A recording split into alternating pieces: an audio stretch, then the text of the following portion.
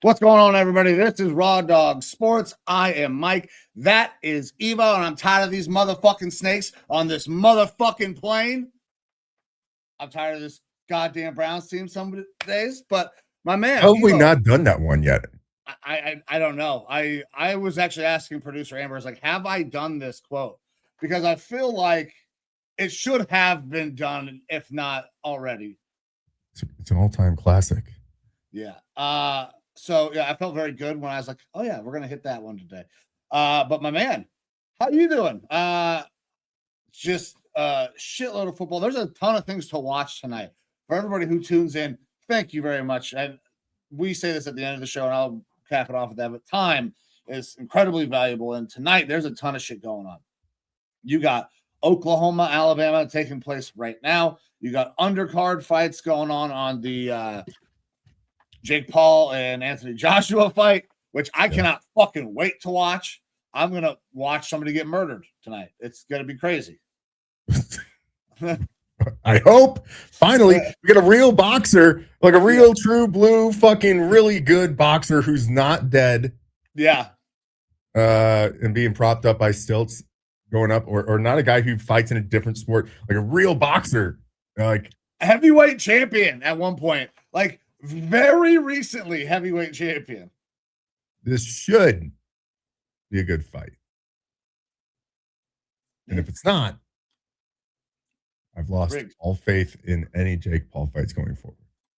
Listen, if this goes where Jake Paul wins this thing, with all the gambling that goes on in the country and all the things that we've seen, it would be really hard to not be like, I feel like this is fixed. Yeah. They have, I mean, because Jake Paul has his own, I believe, own fucking sports book now as well. I know he has an app. I don't know if it's like a sportsbook app. I know there's something deal that like they're giving everyone $10 for, to pay for their download. If you download it, they pay for it basically type thing, in the hopes, I think, that people just like keep it and use it. Right. I don't know. But again, I don't know what it's for, if it's for gambling or for selling energy juice or whatever prime shit he has, or I don't know. Hey, he's diversified business. Suicide forests or something. I don't know. Was that him or was that his older brother? It's one of the two of them. But I just assume that they're one and the same. Basically. Yeah. I can't wait to watch the fight though, man. But we've got a lot of stuff to go over because we had a game last night. We've got full slate that we got to get through tonight. You still got a lot of shit to do. I also have family in town. They are upstairs behind producer Amber, who, thank you, baby. Appreciate you. But my man, without further ado, we ready to kind of start diving into the show. We'll hit our recap and then start gambling. Yeah, absolutely. Let's get into this. Like you said, it is a busy time of the year. Thank you, everybody who's tuning in, especially with all the other sporting events and stuff that's going on tonight. We are definitely trying to fit our show in tonight into more so my schedule, because right now the wife is in flight to go pick up our boys and bring them back here tomorrow. And it's Christmas festivities for the next 2 weeks for me, essentially. And so things get pretty crazy hectic. So we are going to make sure that we get you guys all of our content as usual. And it might come out at slightly differing times, but we'll be here. Our content's out there. If you can't catch us live, obviously you can, pull up the YouTube or our old stream on X and give us a view. And on YouTube, both the horizontal and vertical view are available for your viewing pleasure. Whichever way you like to watch us, flip it up, turn it and reverse it. We're down. We're there. We're going to give it to you raw. Yeah. I just couldn't help but notice producer Amber in the background going, like, give it the milkshake brings all the boys to the yard type vibes. And, but man, let's talk about last night's game because there were some interesting things that happened in last night's game. We had a team that should have won. We had one of the most absurd official reviews that I've ever seen. Yeah. There was some apparently anti-Semitic celebrations. We're going to talk about it all, man, because there's a ton of shit that happened as it relates to this game. Yeah, look, Raw Dog Sports, we come at you with raw authenticity. We keep it raw. We give you our honest opinions and takes on things. You can love it. You can hate it. It doesn't really matter. We're not going to bullshit you on this show one way or another. But there's a lot surrounding this game. I will say probably the best Thursday night game ever. Like it was actually, in my opinion, at least, it was very good. Entertaining until the end. We saw the Rams get out to a big lead. We saw that lead diminish. You and I were going back and forth talking about Sam Darnold a little bit, how it's kryptonite, big game, Rams. Is he going to be able to carry into the postseason at all? I even said this is why my Vikings were okay with letting him go because you could pay him a lot of money and he's a good quarterback and he's going to put up high volume and get you double-digit wins at this point in his career. But is he going to take you to the promised land? That's a tough question. And then we have a very interesting call that kind of helps to lead to this ultimate comeback by the Seahawks, which led to an overtime win. That play was an ass play to begin with. So let's just talk about the 2-point conversion that should have failed. By all accounts, did fail. It failed successfully. Yeah, like it is a meme because like the play was over. There was no clear recovery. Like if you look at all of the rules that go into clear recovery and all of that, the play was blown dead. It wasn't a continuation of anything. It was just pick the fuck up afterward. There was no whistle. There was a whistle. They said on the broadcast, no whistle was blown. Good job by the refs for not having blown any sort of whistle. The players all stopped playing, and Charbonnet picked up the ball in the end zone. But they said there was no whistle, and the refs just got together after the play. So, what delineates the end of the play? And again, I would have to go back and rewatch to be the one to tell you that there was no whistle. But that's what they said on the broadcast. Yeah. I said this to you as well in our little text last night. I fancy us decent football enthusiasts. We like to know a little bit more in depth with the rules and stuff like that, so that way we can have solidly backed takes on things. I think that the 99% of people out there would not have even looked to see was this a backwards pass or not, because it was so close to being straight lateral. Mm-hmm. And it didn't even cross my mind that the ball being contacted during the pass by a defender and going the other direction would do anything other than make it like a forward pass. But the same way that if a ball is tipped, right, it's not like it changes the rules completely once it gets tipped. Like you can have blockers downfield after a ball is tipped. Yeah, you can have pass interference. Yeah. There's no pass interference at that point. Like it changes things dramatically. I believe that the play was probably called correctly. However, who the fuck is watching for that? We trash the refs a lot on this show. I think that was like a very high level version of watching that, unless you want to get down the line of scriptwriter saying, let's make this thing a little bit zesty. Let's make it a little bit fun and propel this Thursday night game into overtime. Let let the officiating step in and make this happen, because it was a wild call. No one bats an eye, I think, if that's just called an incomplete pass. Right. Yeah. Bless you. Thank you. Yeah, and nobody bats an eye, but it is, I guess, called correctly. God, I swear. If there wasn't that whistle, I'm pretty sure there. I mean, everything that I have seen, because I didn't get to listen to the game. I watched the game, but we were at a bar where they were doing karaoke, so I did not get to hear all of the explanations. So anyone that's watching, if you're not familiar with the play that we're talking about, you can find clips of it pretty damn easy online. Yeah. Tell us. We can't sit here and watch right now. We're not going to pull it up. We're not going to get strikes from YouTube or the NFL or anything. But tell us in the comments, did you hear a whistle? If you are listening to a Gamecast, can you hear a whistle at any point in time happen? Again, broadcasters, Al Michaels is out there saying, there's no whistle. So I don't know. If there was a whistle, then yeah, then that's a little different. But that's one of the things that the NFL has been trying to train into their refs, especially on plays where there's potential turnovers and things like that, which this wasn't necessarily one of them, is don't blow the whistle early. Let things happen. Let them mature a little bit so that way we can then make a determination, which is a good thing for the league in general, because too many times you see whistles blown really early because the ref thinks the play is over and they are completely wrong. This wouldn't be one of those normal circumstances, though, where you would let the play go. Because I think probably even the refs, for the most part, unless they have someone dedicated to, one of those line judges that's watching down the line, saying, I am like primary responsibility is make sure no one's offsides.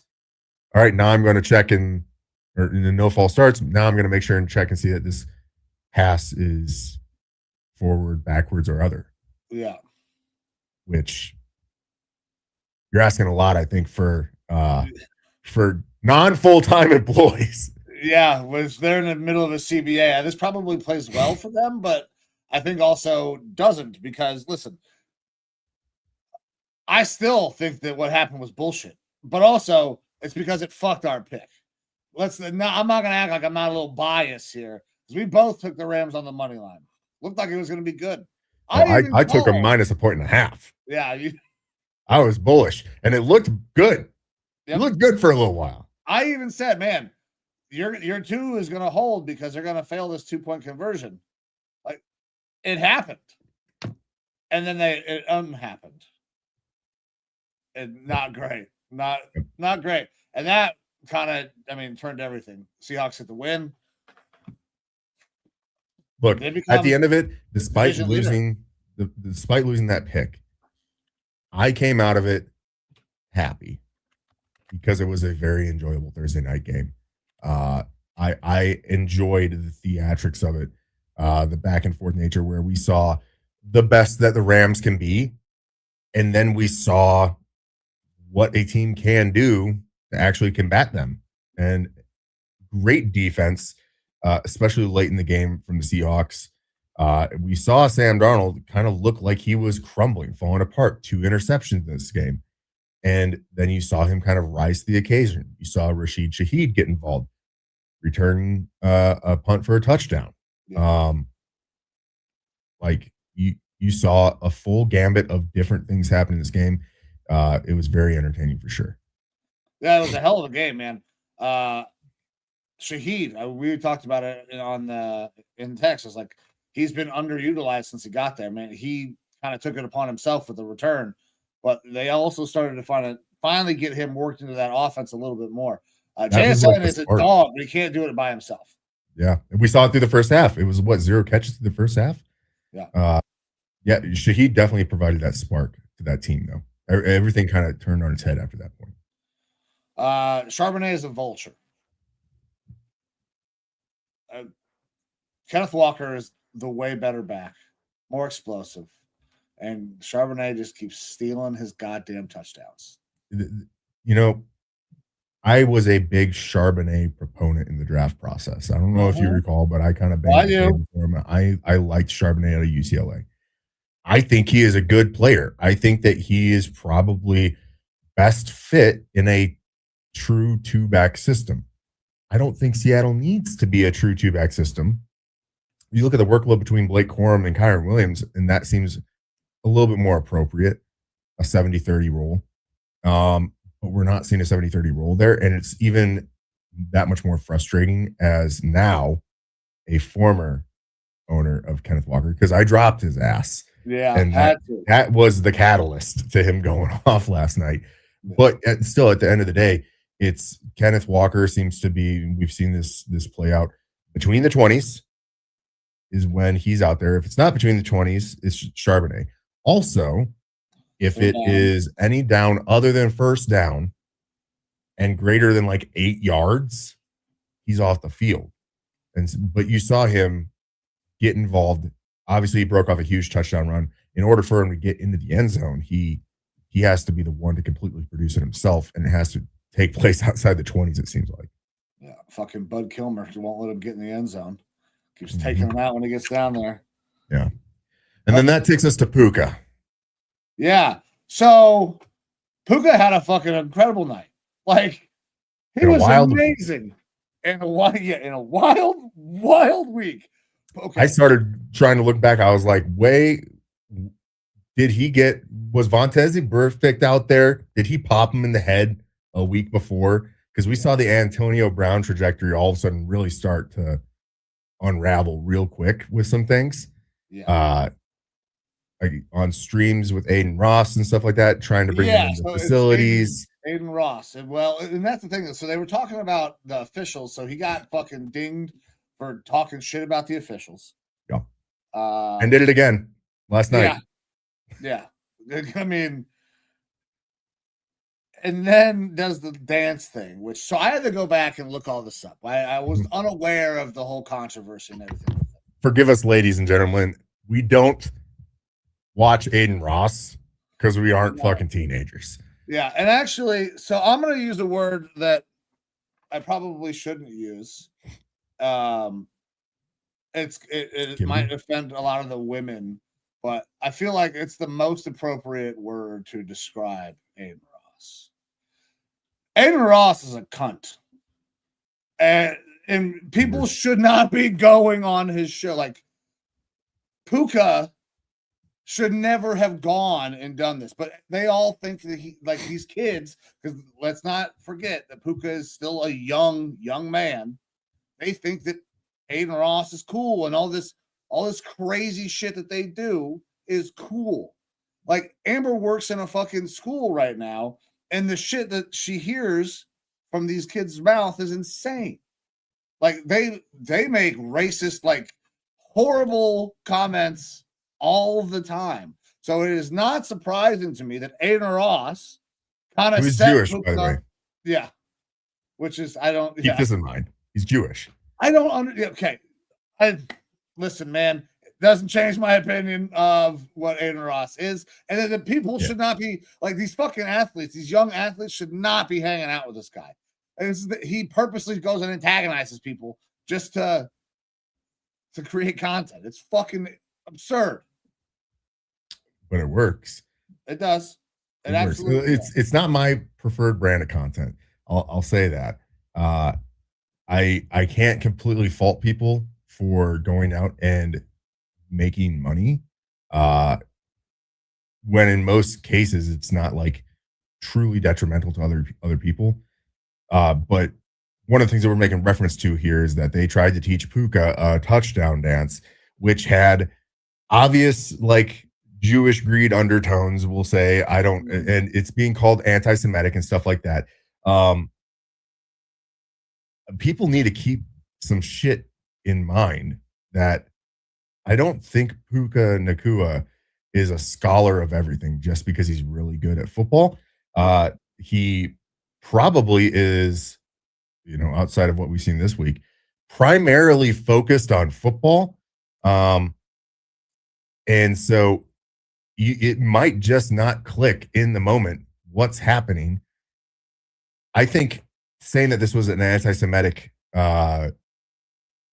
touchdown or celebration or whatever I think that's taken it a little bit too far because it is, like racially driven kind of joke, obviously, that was perpetuated by a Jewish person, which is why I bring up the fact that Aiden Ross is Jewish. And it's obviously they're laughing and stuff while they're doing it. Puka, it clearly doesn't connect to him in the moment. And so to put this on Puka, it's like, oh, I'm not putting it on Puka. I don't either, but a lot of people are. I've seen big time sports analysts calling and politicians calling for the Rams to cut him. Get fucking real, okay? If someone came up and handed a person a flag and said, like, hey, can I take a picture of you with this flag? And they aren't politically savvy enough or socially savvy enough to know maybe I, A, shouldn't take a picture with a flag, B, especially not one that I don't know, and all of a sudden they're holding up an ISIS flag, like, that's a bad look. But it doesn't mean that person is a bad person. It doesn't mean that they know what that flag represents. Right. But damn if it isn't going to get clicks. There's video evidence of him being shown and asked to do it, and they don't really explain the context of what it is. No, it's all live streamed. And I think that in a different current climate, it probably would have just breezed over. But after what happened in Bondi Beach, after the Israel-Palestine conflict, war, whatever you want to call it, that's been going on, a lot of the Jewish hate that is out there right now in general in the world, it's obviously a little bit of a powder keg that is people are looking for anything having to do with Judaism, Jewish people, things like that, and want to call foul on it. And I can't speak from the mindset of a Jewish person whether or not I would be offended or if I'm more, have a higher proclivity in this moment to be upset by that or anything. Me as generally an agnostic person, I take a step back and say, like, okay, you're making fun of religion. I generally think when it comes to humor, most things are on the table, regardless of if it is something directed at something that I believe, or like if we're proud veterans. If you want to make fun of people in the military, like, I'm probably going to laugh with you about it because like that's our community.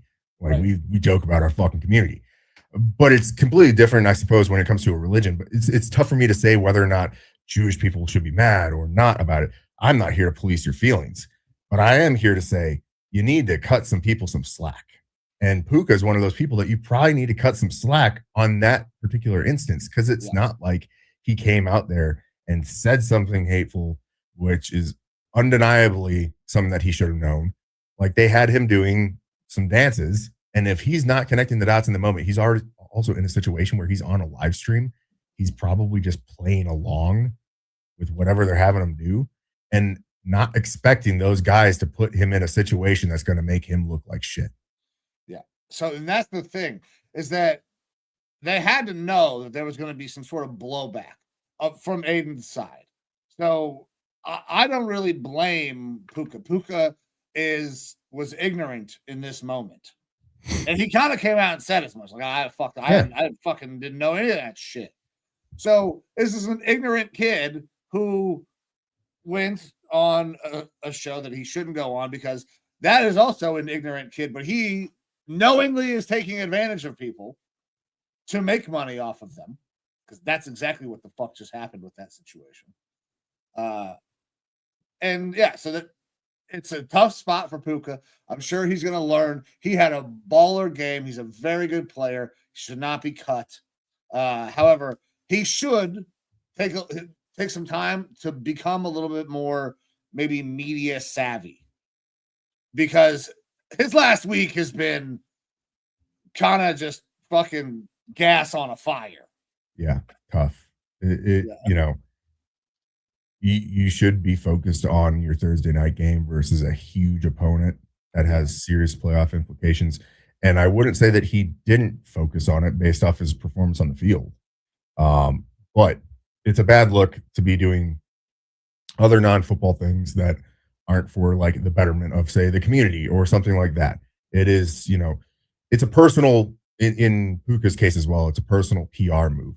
You know, he did speak on those live streams about his pay and how he's living in an apartment out there in LA, and people are scoffing. Professional football player, one of the best wide receivers in the league. Oh yeah, you're living in an apartment? Bullshit. Like, you probably live more. But he broke it down like half his money is being taken by taxes. Thanks, California. Well, he lives in fucking LA. Yeah. Yeah. And also an apartment in LA costs probably more than our houses monthly combined. So it makes some sense. And so if he's on there basically doing self-promotion, self-PR and stuff like that, that can help you build a brand, which then brings you in more income. The guy probably could use more money and is deserving of more money based off of his play on the field. He's absolutely going to get rewarded for that sooner than later. But, you know, we're talking, you know, brand deals and things like that. He's probably trying, you know, his agent is probably helping to set him up with these things in order to try to build his brand, do what an agent should do, build his brand, and get him more money.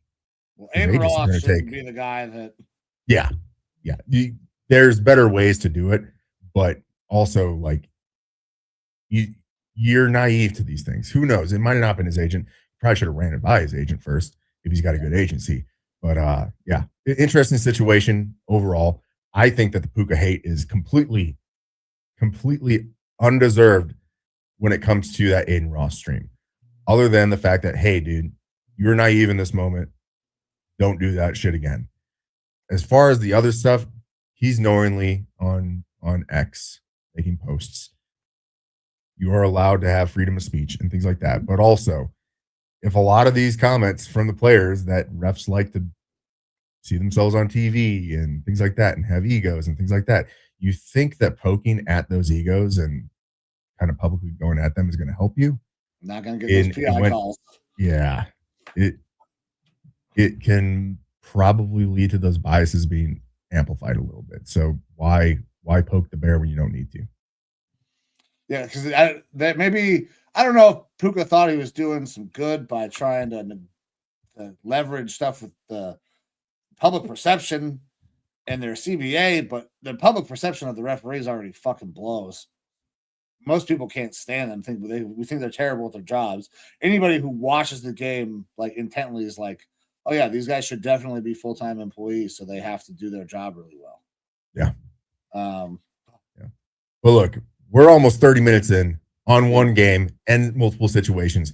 Awesome Thursday night game there, but we do have a full slate to go through other than the ones that we've already kind of talked about. So we do have 2 Saturday games coming up here, Philadelphia and Washington, Green Bay and Chicago. Just to recap our picks for those games that have not happened yet. They're happening tomorrow night. You took Philadelphia on the money line. I took Philly on the money line.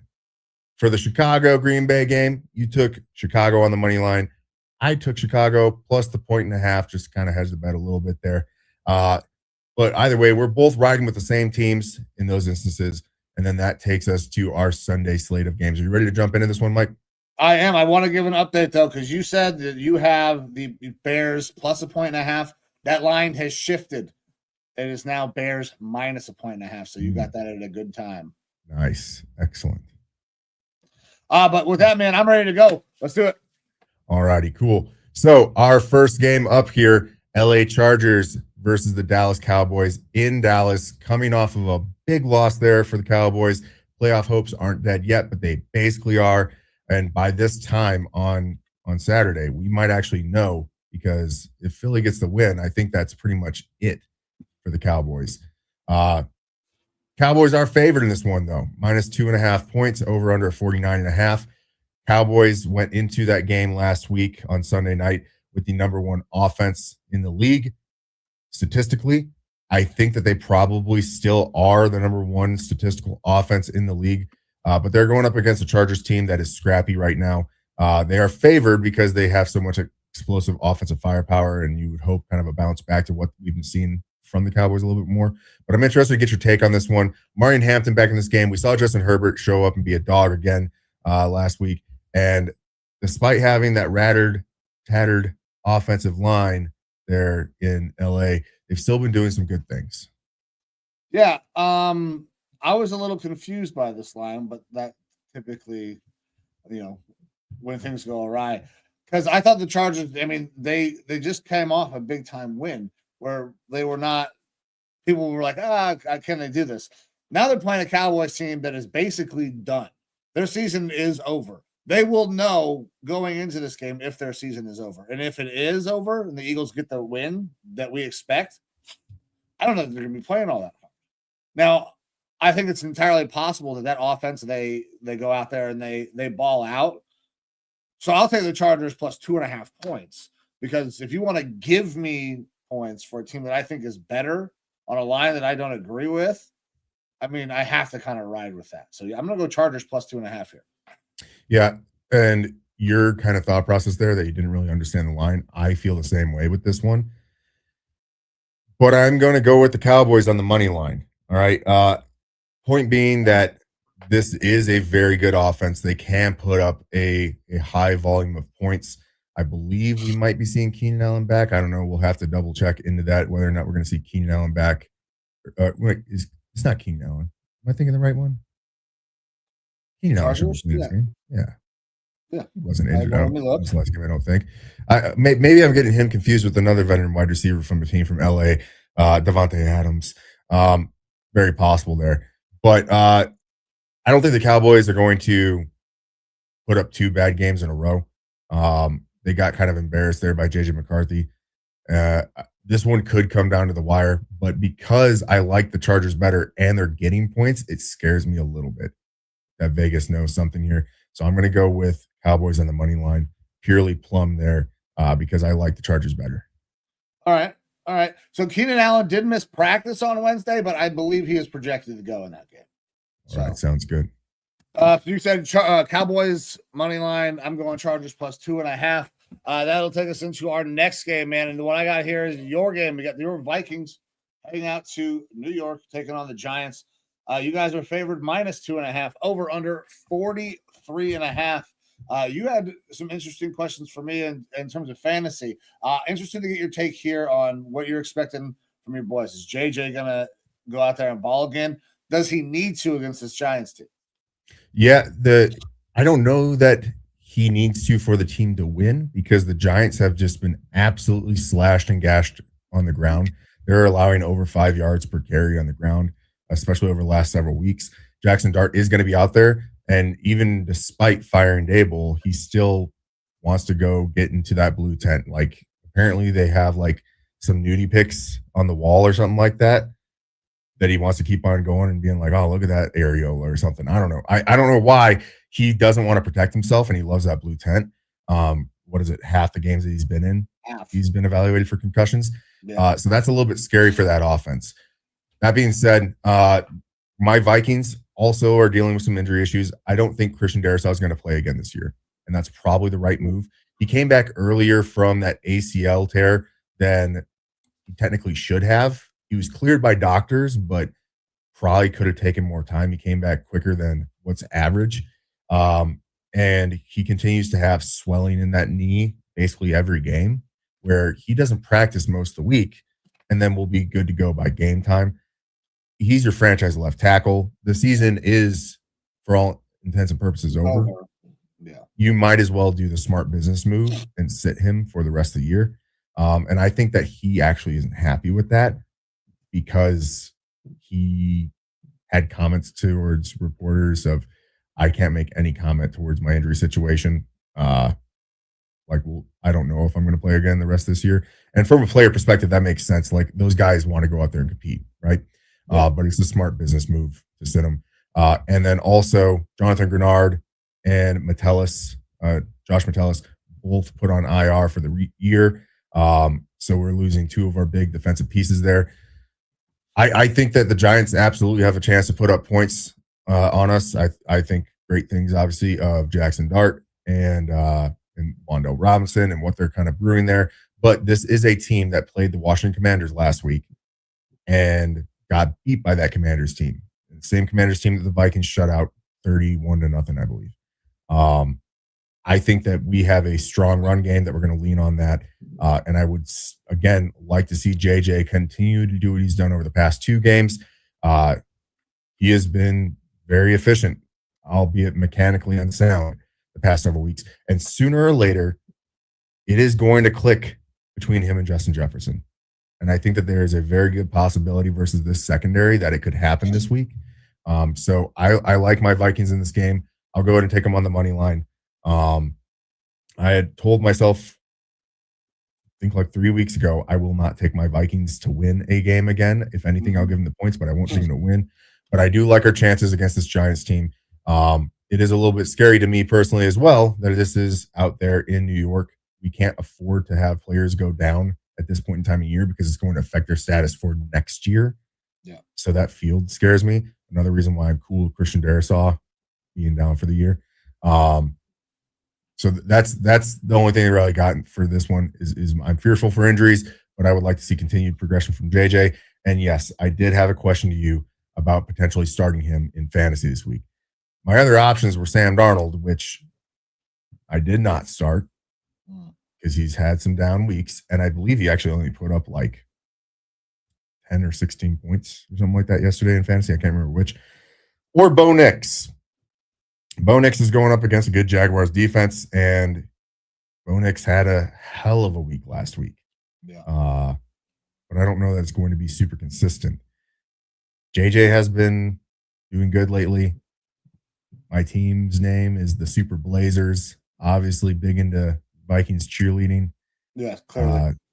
So I think that I'm probably riding with JJ into this matchup.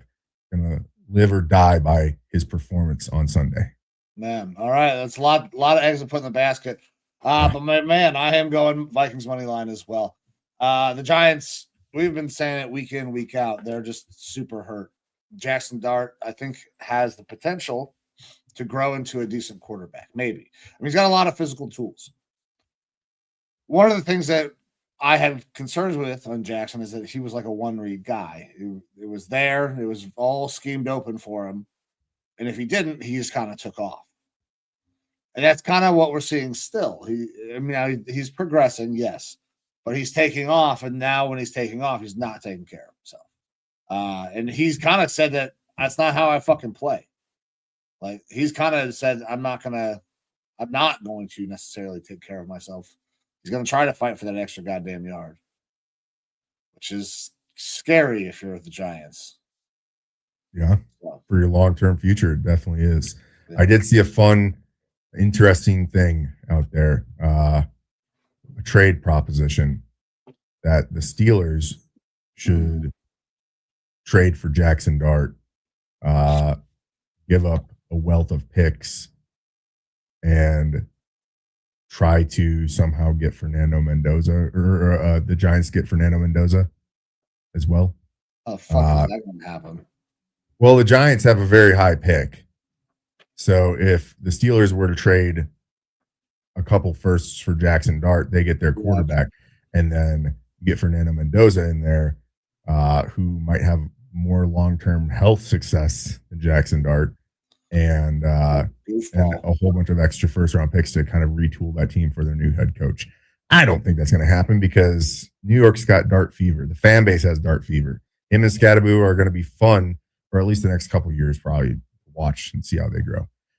But with that, we can move on to our next game. We just got done with mine. We might as well jump straight into yours, which is our next one up. Buffalo Bills going into Cleveland versus the Browns. Browns currently getting 10.5 points versus this Bills team, over under a 41.5. I'm sure that you're tracking whatever sort of weather you might have going on out there. It is cold. I know that for sure. But I'm going to just come out with my pick straight off the rip before you can go into your diatribe on things. I am picking the Bills on the money line, not just because I think the Bills will probably win this game, not because I don't think that the Browns potentially, with how the Bills have tripped up at certain times this year, I think the Browns could potentially keep them within 10.5 points. But for your sake, for you and every other Browns fan, I hope that you guys get blown out. So that way Kevin Stefanski has yet another notch on the belt as to why he should get fired. Because I truly think that the success in your future revolves around moving on from that head coach. I think Barry should be on a short leash too, but I think that Stefanski absolutely needs to be gone this year if you have any hope or semblance of moving forward, whether that is with Shedeur Sanders, who they don't seem to have the best of relationships, or if it does happen to be with a different quarterback in this draft, or even next year's draft, because I don't think that Stefanski has the ability to develop these quarterbacks. And I don't know that the coaching staff necessarily around him does either. I would much rather gamble on someone else being able to go in there with a extremely talented defense and a couple of holes to possibly plug on offense at receiver and offensive line, and then build from there. So I'm going to go with Bills on the money line, and I hope that it is worse than this 10.5 points, so that way Stefanski can hopefully get canned. Yeah.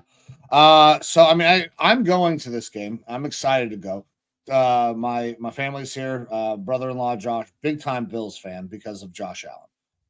I mean, they're from Wyoming. They just traveled here from Wyoming today. So he's very pumped to go watch Josh Allen play. Josh Allen, quarterback at Wyoming. So there's a tie there, right? I'm very excited to go watch Josh Allen play because he's incredible. I am excited to see Miles try to get home on Josh Allen. That's going to be a fun matchup. Those two going at it. One sack from tying the record? Is he? Well, it depends. Did they give him a half of the sack last week? Only a half last week? I think I saw something on one of my betting slips this week that he needs one sack to tie the record. I'm not 100% positive. Don't hold me to that. Okay. I assumed you would know. But. So the last I thought he was at 22, but that was the last number. They could have updated it because I was talking with Amber last time that they could easily adjust that stat to just a half of a sack. So if they made the adjustment, then but they were saying during the broadcast 21.5. 22. Yeah, so they adjusted it down to a half. So he needs, 1 to tie, 1.5, or 2 to break it. And Josh Allen he takes some sacks. He takes some sacks. You could be there for the record. I could be there for the record. It would be awesome to see. But I am also going Bills on the money line because our coach is going to fail us in some fashion. You brought up the coaching staff. It's not just that they can't progress the quarterback. This special teams is one of the worst coached units in all of football. Our special teams is awful. Well, I heard a rumor that Bubba Ventrone is in line to take over for Stefanski if he gets fired. Long term. Don't fuck big, with me, big in the Browns organization. They love the name Bubba. Yeah, for sure. That would make sense. They are from Tennessee. I'm bullshitting completely. No, I'm aware. Bubba Ventrone's a terrible coach. The entire coaching staff needs to go. Barry is up in the air. I agree. I think I could see him be promoted. I think promoted sounds like a great idea. Cap guy who will take over that Paul D. Podesta role a little bit, but will have a little bit of knowledge but won't be in charge of picking fucking players. However, he did a good job this year. In the draft. Yeah. Yeah, he did a good job this year in the draft. He did a great job in the draft this year, minus weird quarterback stuff, but everything else was great. Yeah. So the quarterback thing, he just can't figure out either. So he shouldn't probably be in that role as a GM. Because, I mean, we tried. We had Baker. We pissed that away. We tried Deshaun. That didn't fucking work. The problem is you say promotion. Promotion means that they're just going to add to his role and give him the DePodesta spot in addition to his current duties. Sometimes title change is a promotion, but I don't know that it would be from GM. I don't know that a title change would be that. I think that you probably should move on from him as well, personally, but I just have a little bit of lack of faith that your organization will actually do it.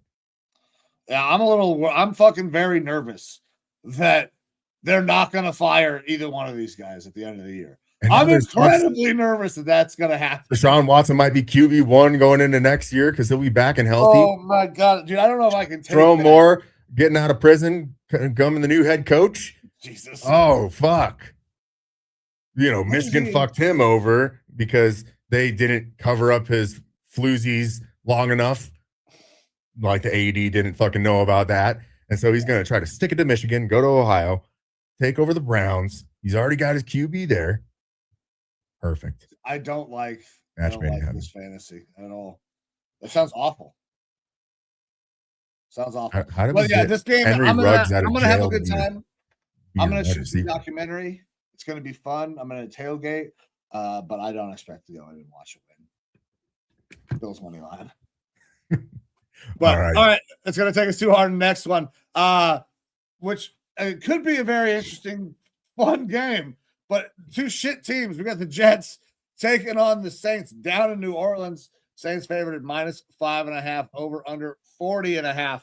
Couple of young quarterbacks, I believe, still getting the start. Brady Cook still starting, I believe, for the Jets. I believe so. Yeah, so this could be a little fun rookie quarterback matchup of two guys that you didn't ever really want to watch. The Saints have been playing better with Shuck, though. He's played well. The Jets are hurt. They don't have a ton of offensive weapons that are healthy, that are top flight. Tyrod Taylor, helped that offense quite a bit because he brought a veteran leadership, was able to move the ball. But with Brady Cook, I mean, you're not going to have that. He threw a touchdown last week, but he also threw 3 picks. So it's going to be Garrett Wilson sat for the year. No, he is down for the year now. Announced today. Yeah, I'm going to New Orleans on the money line. I'm a hardcore shucker right now. Shuck myself. It's at a point with the Jets where you can't expect a whole lot better to happen. I mean, we've seen crazier stuff happen where their running game completely takes over. But yeah, I'm no Devin Neal or Alvin Kamara for the Saints. They're going to be running with Audric Estime, Notre Dame alum out there who has a insane fan base behind him. And he didn't do a ton last game other than in the receiving game. But still, I think that the New Orleans is just playing better right now. They probably have played themselves, I think, out of getting the first overall pick already. They're 4-10, and you got multiple teams that are way worse than them. So at this point, you're going to get a high pick. You might as well continue to try to develop Shuck as much as possible to see if he's what you want to roll with going forward. So New Orleans money line. Yeah, New Orleans money line is definitely the right call. Shuck has been playing better, like I said. Is there a way that we're gonna just see nothing but the exciting whites in this game? Like when you think, because you got Shuck who runs it, and then you got it's the unexciting Hill. Whites. No, Taysom, they're exciting whites. They score touchdowns and stuff. So I think we can see a big Taysom Hill. Oh, is he healthy? Because he was banged up, man. My Taysom Hill tracking app has been deleted for a little bit, so this is going to be a weird, shitty, boring game, or it could be a huge scoring day because both of these teams are not great. But Saints on the money line feels like it's the right answer. Yeah, absolutely. All right, we're going to go to Tampa Bay at Carolina. Tampa Bay is favorite in Carolina, -3 points, over under a 45.5. This is a big one because both these teams took an L last week. And both of them are fighting their tits off to get that NFC South. I can't get a read on who the Panthers are. Talked about this. They play good teams really good and some bad teams really bad. And then they play the Falcons good regardless, basically, it seems like. Take what you will from that. But Buccaneers are a good team that's very injured. And in this one, dropping 3 points for Tampa Bay scares me a little bit because divisional matchup for playoff spots on the line. This could become like a very close game, another one that comes down to the end. But I think we're going to see an angry Baker. We've seen a Baker slump. He's going to get out of it sooner or later, in my opinion, at least. And I think we're going to see an angry Baker. I like the Panthers in this game, but I'm going to be going with the Bucs on the money line. Okay. The way you were talking, I was like, I'm not sure that was going to be it, but I thought about taking the Panthers plus the points because they have been playing way better. I 3 points now. I don't want a push. I don't want another push on the season. I think they could win this thing. The points seems appealing because the defenses have been porous for both of these teams. Bucs money line feels very safe, though. I haven't hit an over all year. I'm going to change that, right? I'm going to change that with this game. Over 45.5 is where I'm going. Normally, I do all my picks before, but, busy day, we moved the show around. So now I'm shooting from the hip here, people. So I'm going to go with over 45.5. Both of these teams have been prone to giving up huge point stays. So. Oh, I like it. Next up, Cincinnati Bengals and the Quinn Ewers led Zach Wilson backed up to a Tagovailoa emergency quarterbacked Miami Dolphins. Bengals are dropping 4.5 points on the road at minus 102 odds, over of 47.5. Could be an interesting matchup here. Could be. Because just talking. Yeah, go ahead. Look, you give me this 3 weeks ago, and I say, I don't care if it's Burrow or Flacco, this offense is going to be able to put up a lot of points, right? Mm-hmm. And then Burrow the past couple weeks has looked apathetic to football at times. Definitely does not look like himself. You get the weird comments and press conferences, which have continued.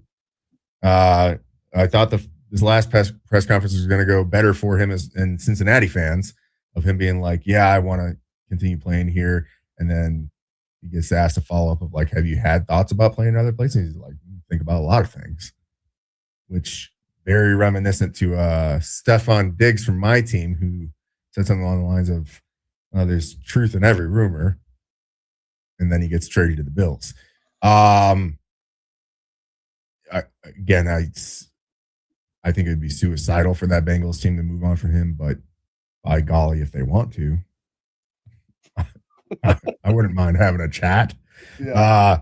But yeah, the Dolphins, very interesting situation with Tua becoming that emergency quarterback.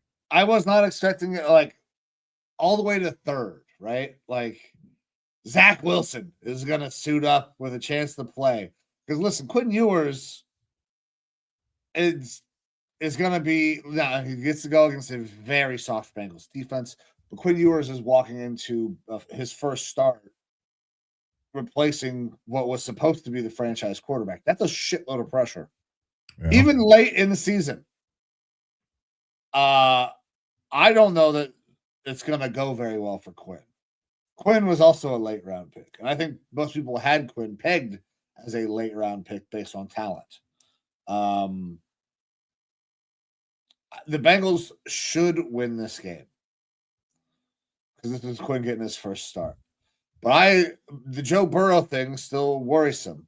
You said that, you've seen a pissed off Baker. If we get pissed off Joe Burrow, this is a fucking blowout. But if we get aloof, I don't give a fuck Joe Burrow, the Dolphins win this game, even with Quinn Ewers playing fucking quarterback. There's a storyline with this quarterback situation, me, that makes me want to see Miami win. And that is that maybe Mike McDaniels, while he does have some leadership issues for sure, I mean, they've already fired their GM there.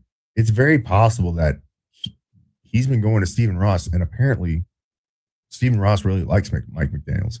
And he goes, you've seen the offenses that I put up here.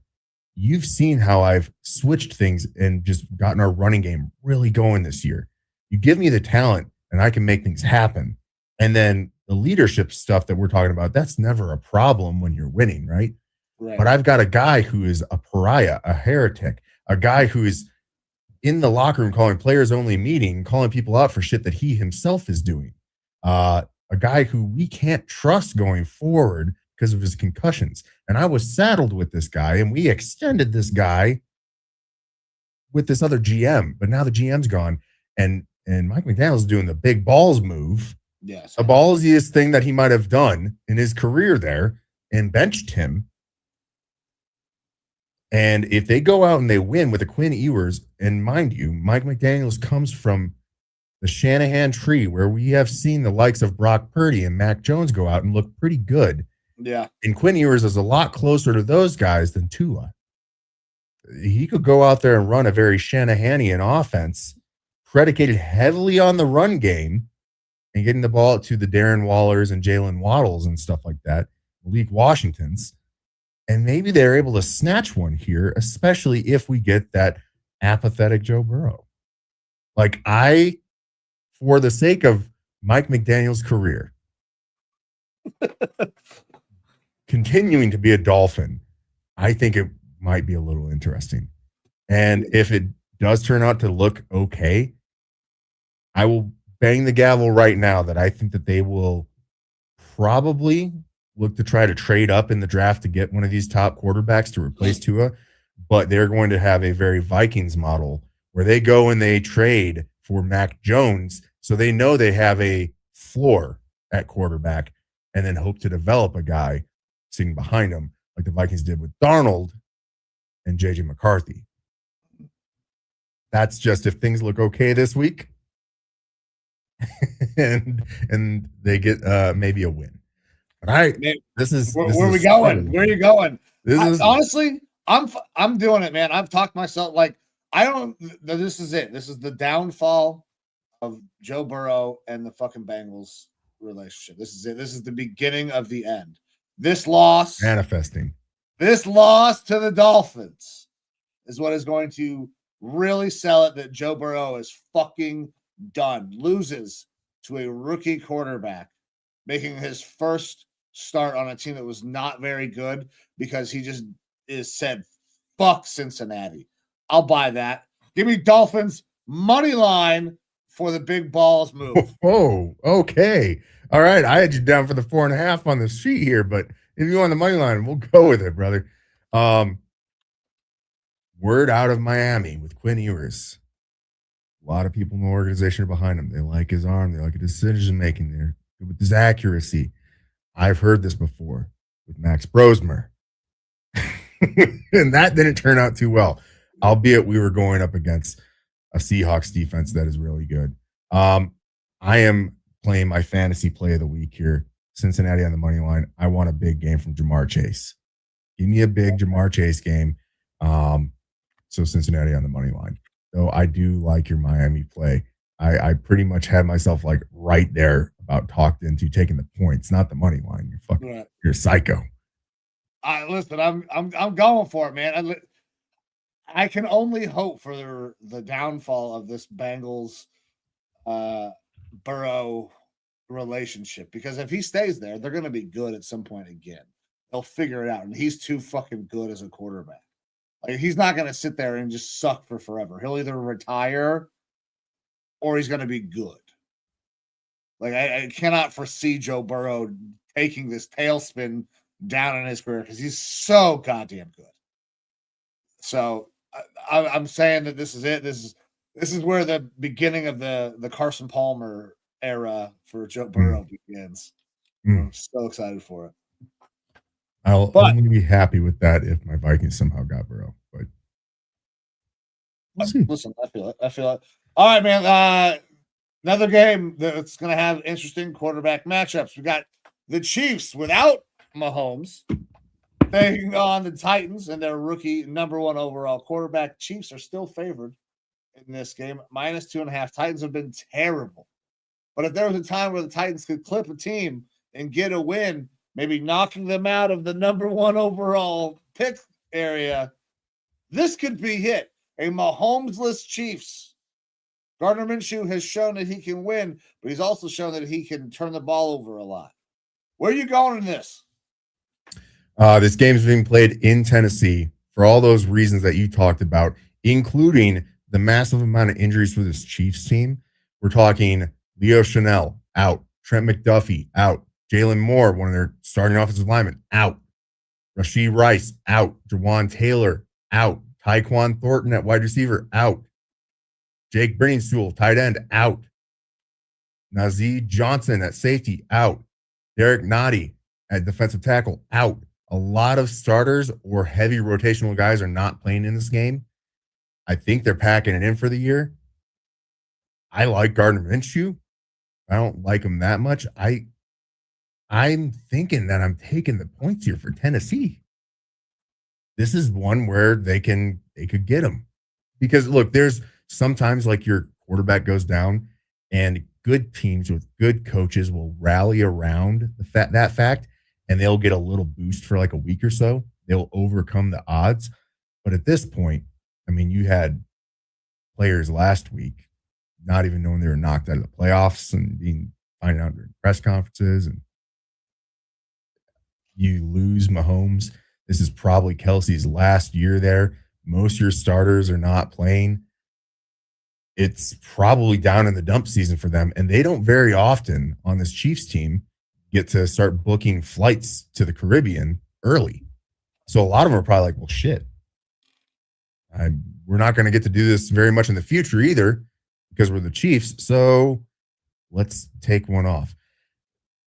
Players don't really take off games. They don't, but the vibes are definitely down there in Kansas City. Fuck it. Give me Tennessee plus the points. My man, I'm following suit. I think that this is my path also to the Browns potentially getting the number 1 overall pick. So I'm just manifesting a whole bunch of shit tonight on the show. Yeah, I'm taking the Titans plus 2.5 and hoping that the Titans actually win this motherfucker. That is the ultimate goal there.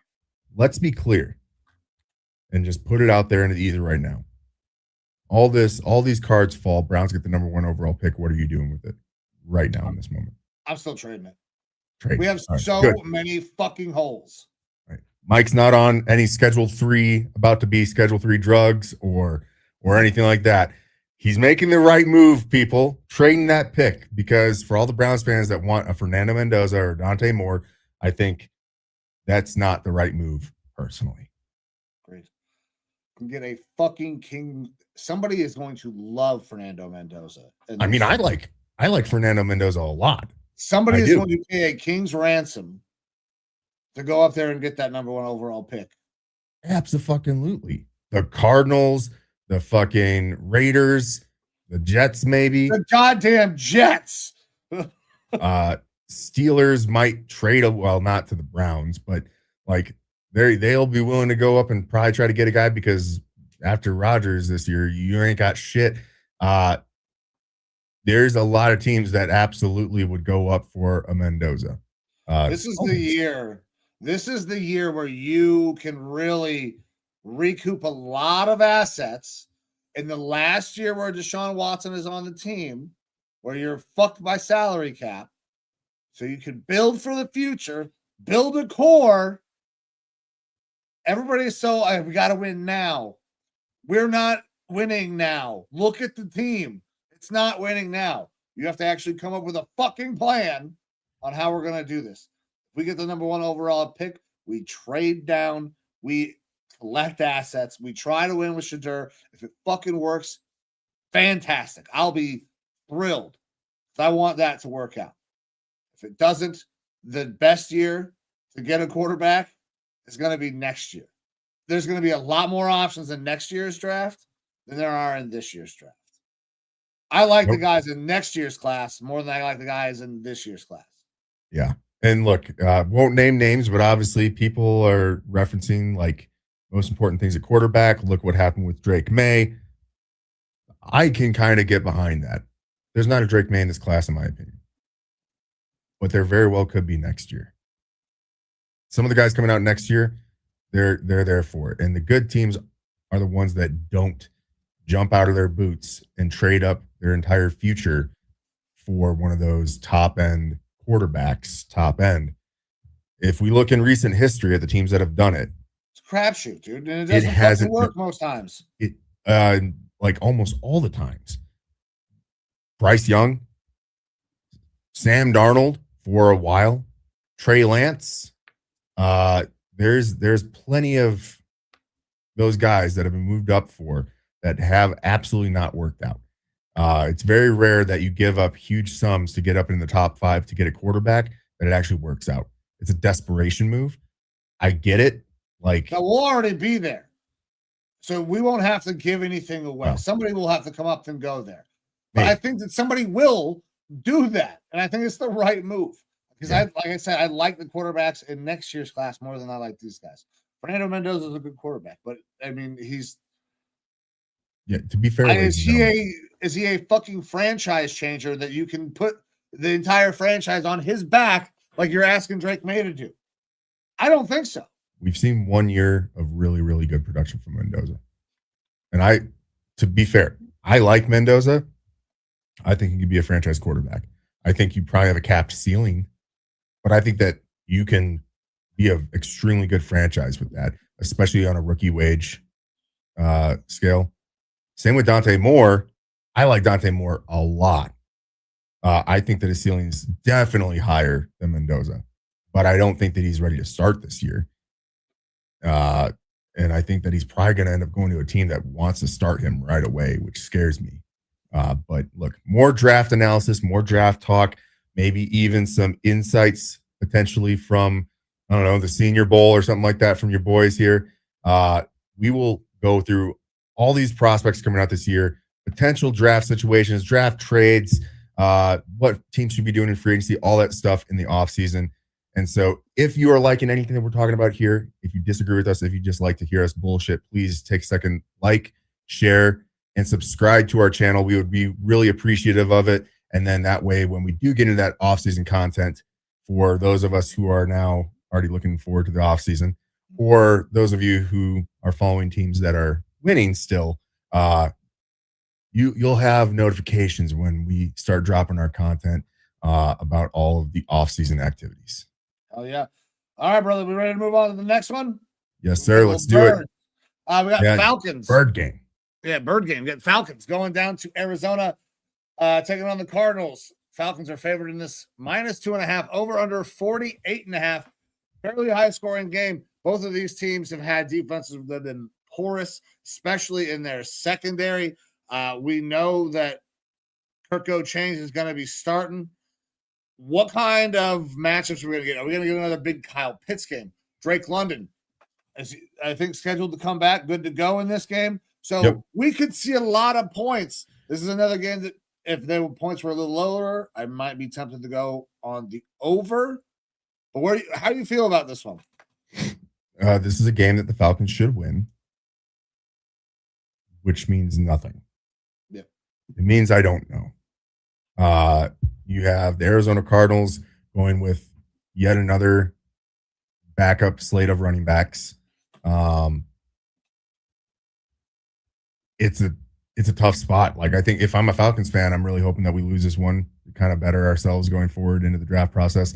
And if I'm a Falcons fan, I don't know what to think because terrible Terry Fontenot has kind of screwed this team. It doesn't matter what draft pick we get because we traded away our first round pick out of desperation to get yet another defensive lineman, which Pierce has looked good, but I don't know that he's necessarily worth the first round pick that they traded up for him by any means.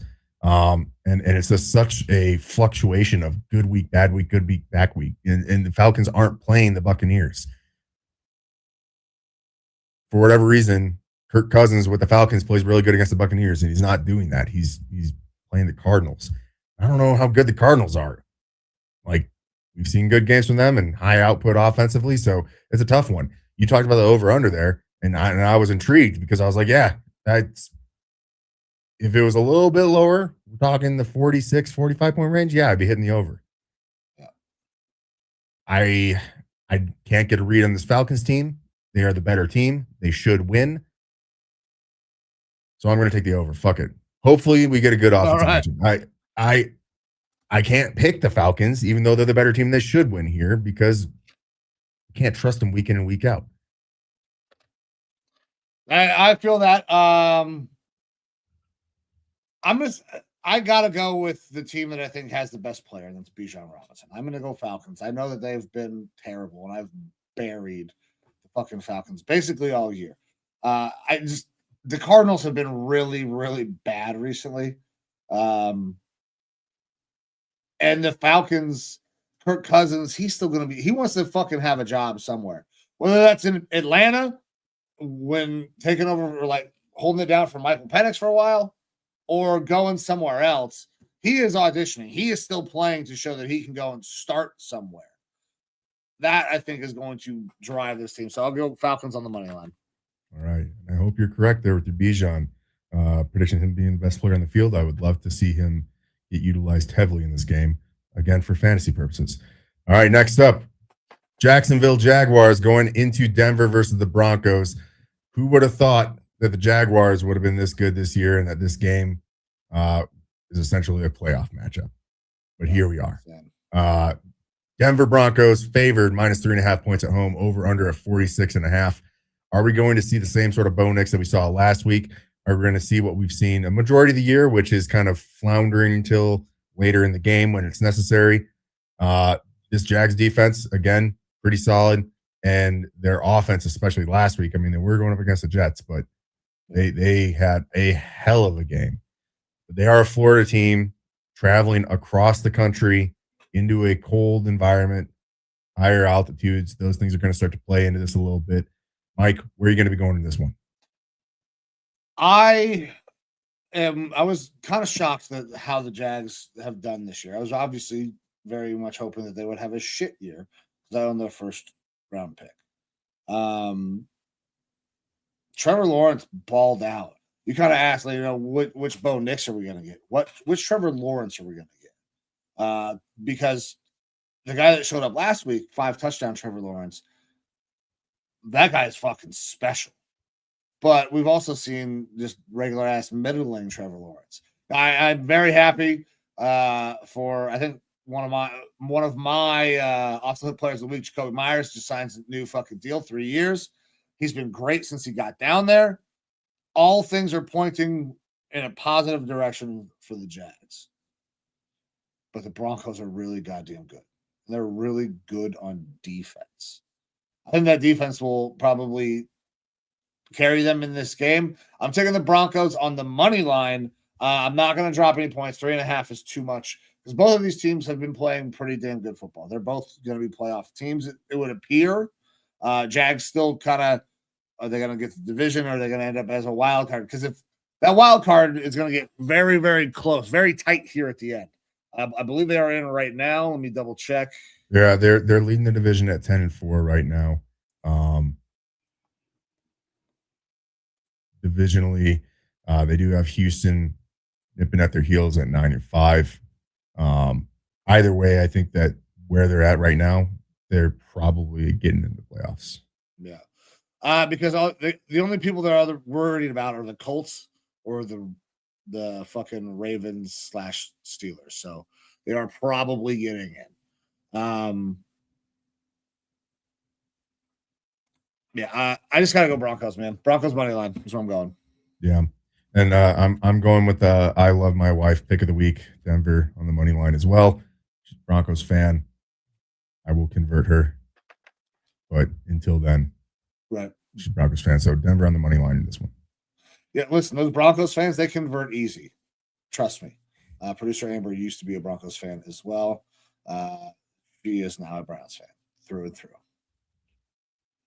She doesn't know the pain, but she's starting to learn it. Yeah, I would think so. All right. Next up, your favorite team in the AFC North, Pittsburgh Steelers, going up against the Detroit Lions. Lions are favored at home, -6.5 points, over under of 51.5. Again, the Steelers team fighting for playoff spots, and the Lions, 3rd place right now in the NFC North. Defense not looking good. Definitely high-powered offense, but it's kind of not looking like their year, despite having a really good season last year. Mike, thoughts on this game? Is Aaron Rodgers going to ball out with DK Metcalf again? How hard do you get watching him on the tush push, just stand there clenching his ass cheeks? doing absolutely nothing. I think it's fucking hilarious that he does that, by the way.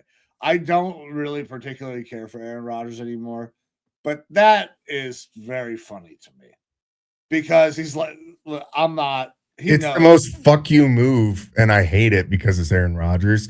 If it was someone else, I might think it's kitschy and funny the first time, but the fact that it's happened so many times now of him just fucking standing there, basically smoking a cigarette.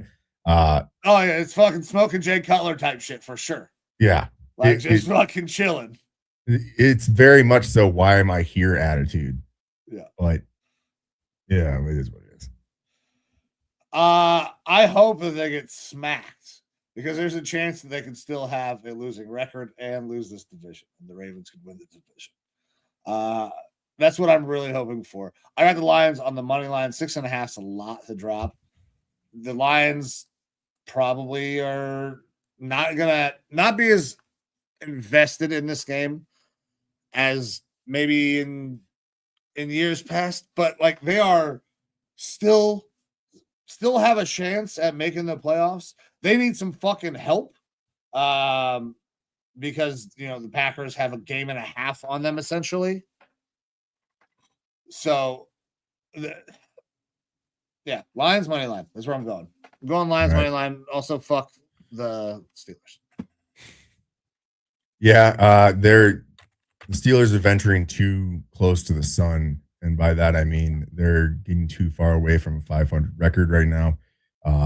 With a loss that'll bring them back to earth and to closer to a 500 record at 8-7. So I will take Detroit on the money line as well. I like the logic there. Pure logic. This is the takes that you come here for. Oh yeah. All right, man. So moving on to the next one. This is going to be a fucking blowout of epic proportions. We got the Raiders going down to Houston. Houston is favored -14.5.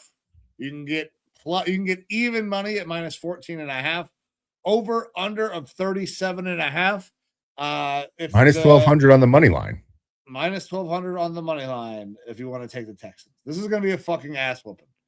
The defense, this is like the best defensive unit in the NFL against the worst offensive unit in the NFL, quite possibly. It's going to be really, really bad.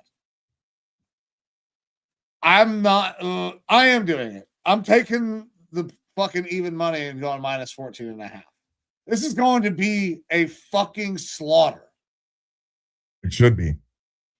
Look, in earlier parts of the year, you might think that this could potentially be like a trap game because Raiders are really bad. Houston have an awesome defense that they're going to ride behind, and the offense has picked up a lot lately. And this is one of those times that you think maybe the better team will sleep a little bit on the bad team, and that might make you want to take the points for the Raiders. I won't be doing that again. I fucked that one up last week. I thought maybe some Kenny Pickett magic might happen. Absolutely did not, and shame on me for thinking that. But back to the trap game aspect, I don't think that's a possibility either because this Houston team can't afford to sleep. They need to win in order to continue to fight for that AFC South position. They are one game back from Jacksonville.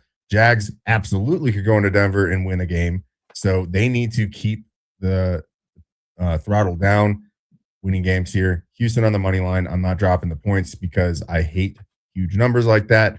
I will not bet this game at -1200 odds because I'm not a fucking psycho. But Houston on the money line feels like safe pick to me.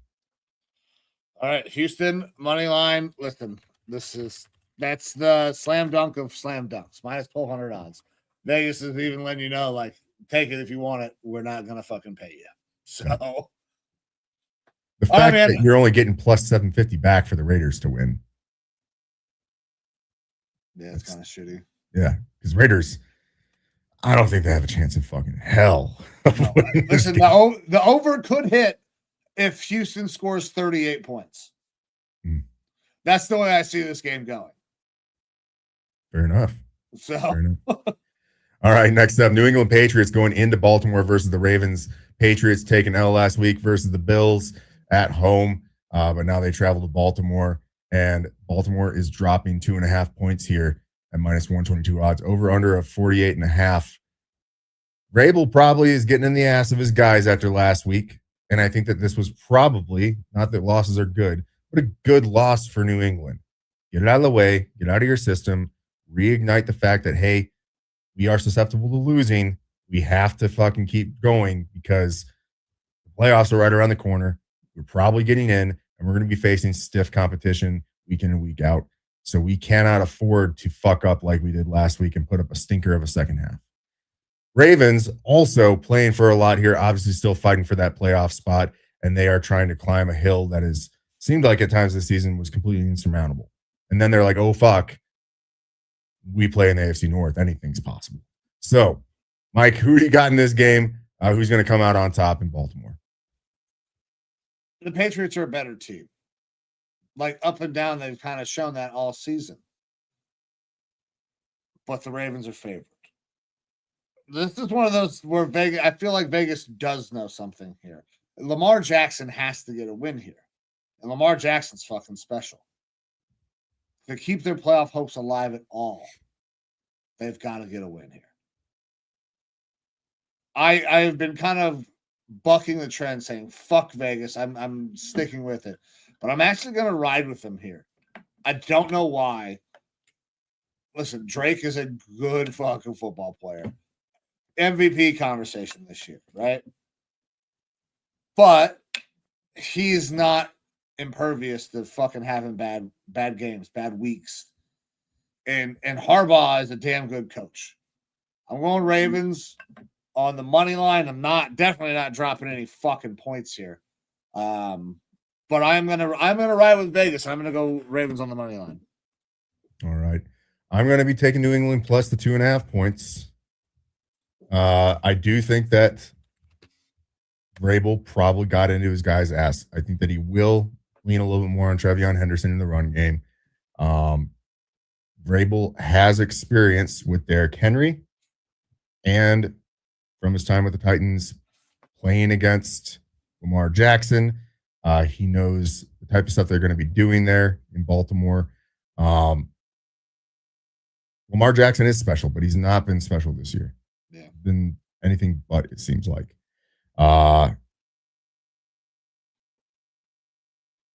The Ravens can lose this one, and Baltimore can lose this one, and not a whole lot changes there in the AFC North.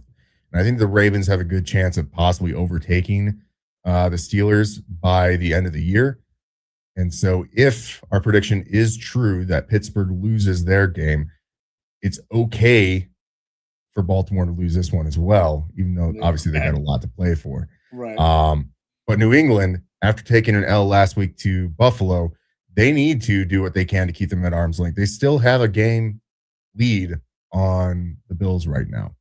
And so winning this game to maintain and secure their spot as the winner of their division is absolutely necessary. I'm going to take New England plus a 2.5 here in a little bit of a get-right game. All right. I feel it, man. Listen, I think they're a better team. Normally, this is where I would say, no, I don't agree with this line. But I'm for some reason, I just feel like Vegas is going to get me on this one. So I'm going to ride with Vegas, even though it doesn't really make a lot of sense. But that's going to take us into our Monday night game. That's right. Producer Amber knows. A Monday night game. We got the 49ers taking on the Colts in Indianapolis. 49ers are favored minus 5.5, over under of 46.5. Phillip Rivers playing again, starting again. His odds for a touchdown, not nearly as well. They're much higher this week. It will not pay you nearly as good as they did last week. We looked, but he was able to keep that Colts team relatively close against a very good Seattle team that we just saw go in and beat the Rams. Can Phillip keep this game close? 5.5. That's, I mean, it's not enough, I don't think. I feel like a touchdown could be the difference in this one because the 49ers, for as boring as they are, Shanahan is damn good coach. They just are methodical. They will find ways. They will get chunks. And the Colts, I don't know if they can keep up. The fact that they were able to hold the Seahawks to so many field goals and Darnold had a down game was huge. I don't know if that can be repeated again, especially against this 49ers team. Where are you going? I'm going 49ers on the money line. I love you, Uncle Phil, but this is a really good team. No one's going to come in being surprised that Philip Rivers can still play a little bit.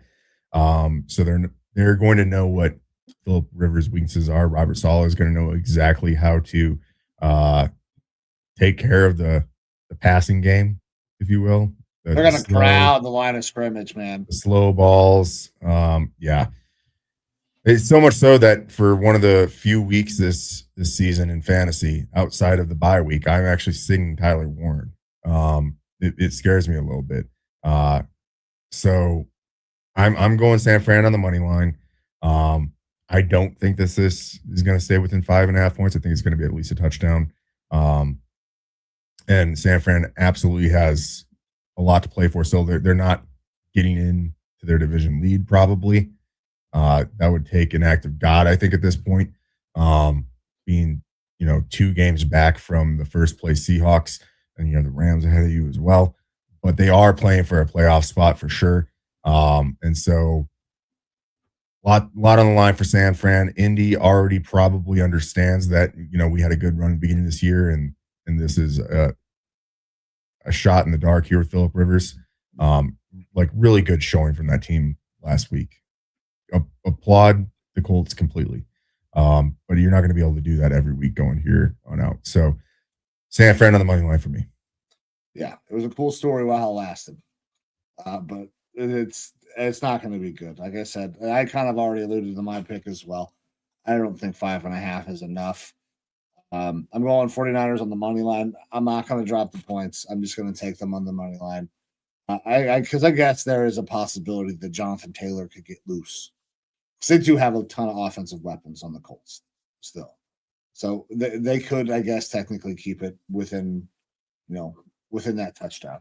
I don't expect that to happen. So I'm just going to hedge, go 49ers on the money line, and play it safe there. All righty. Well, that wraps up this week, but we do have our good boy Blitz putting together yet another parlay for us. Had some success recently, looking to be successful again. So Blitz's big bet for week 16. We got Jahmyr Gibbs over 72.5 rushing yards. Saquon Barkley, anytime touchdown, minus 125 odds going up against the Commanders. That seems like a smart play. And Tajay Spears over 17.5 receiving yards. Tajay Spears has been a big part of that Titans receiving game. He's only in the past 5 weeks been under 21 receiving yards once. And that was last week. They're going up against a very defeated Kansas City team there. So Tajay Spears looking to be involved in that passing game. That gives you plus 534 odds on Blitz's big bet. Yeah. So Jahmyr Gibbs has been a little bit down recently, but I think that we could see a big time get right game. I think Saquon should get in the end zone, man. Like the Commanders have been not very good. And then you brought it up, Tajay. So plus 534, a little lighter than the last couple of his bets. But you know what?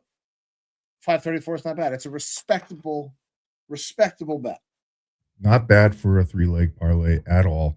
And they can't all be in the 700s. Blitz's Red Rocket got real veiny throbby last week with the win. And he has learned from this year that just because you get one of those big ones, you can't try to top it every week. So not a bad little parlay there. But that pretty much wraps it up for us on the show, Mike. Hell yeah. My man, yeah, there we go. If we can show the picks, I'm sitting at 54.9% Evo. You're at 58.4. Not a great start to the week with the way things ended last night. Banger game, but our picks did not pan out. We share a lot of opinions this week. So hopefully we will be both, enjoying a lot of green slides come our next show, which we are going to have to figure out. We've got a lot of things going on. The holiday season is here, people. But like Evo said earlier in the show, we will make sure that we get it out. We want to come to you guys. We're going to talk about all these picks. We'll be making picks every week. And we just appreciate you guys for showing up, being here. Time is the most valuable thing that you have. So anytime that you give some of it to us, we are forever grateful. With that, I'm going to give my man Evo one last word, and then we're going to get the fuck out of here. And then we will let you guys know through the socials when we will be back because we have to figure that out ourselves. But my man Evo, go ahead. Yeah, I kind of brought this up earlier with the Puka Nacua conversation, something that we didn't discuss in our last show. But to the victims out there at Bondi Beach, terrible atrocity that happened out there. We feel for everyone there. We feel for the Jewish community and everything that you're going through right now. It's terrible to see these acts of violence going on. And so, especially during this time of year, which is supposed to be about happiness, family, and peace, let's all have a peaceful, happy holidays going forward. Even if you're having a bad time and feeling in a bad way, one of the best ways to kind of get over that is to lean into positivity and happiness with the people that are around you. And if you don't have people around you and you're having a bit of a down holiday, reach out, talk to someone. Don't be afraid to, express yourself. This is a time of giving, and I'm sure that there are people out there that would like to give you a little bit of their time, just as we would be absolutely willing to give you a bit of our time to help you if you're having a tough moment. So hopefully everyone has a happy holidays. Hopefully you all tune into our show coming up sometime this week. We'll find out exactly when our next show is. But that's all I got for tonight, Mike. All right, man. Hey, I appreciate you. It was very well said, guys. Thank you very much for tuning in. I am Mike. That is Evo. This is Raw Dog Sports. We'll be back with you guys in a few days, around-ish Tuesday. So we'll figure it the fuck out. But we'll let you guys know. Appreciate you. Love you. And we'll see you soon. See ya. Yeah.